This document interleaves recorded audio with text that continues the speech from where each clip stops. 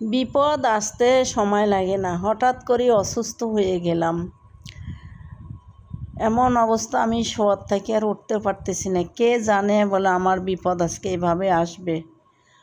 পুরো বাসার কাজ করা শেষ হয়েছে, হওয়ার পর মনে করলাম ব্যালকনিটা ধুয়ে দিয়ে তারপরে গোসল করে জোহরের নামাজ পড়ি নেই। সব কাজ শেষ হয়েছে, ব্যালকনি ধোয়া হয়ে গেছে, অল্প একটু বাকি আছে। ওই টাইমে আমার কোমরটা একটু শব্দ পাইছে, একটু ছাপড়ি আমি উঠতে ধরছি, তখন আমার কোমরটা একটু হইলে চড়াত করে উঠছে।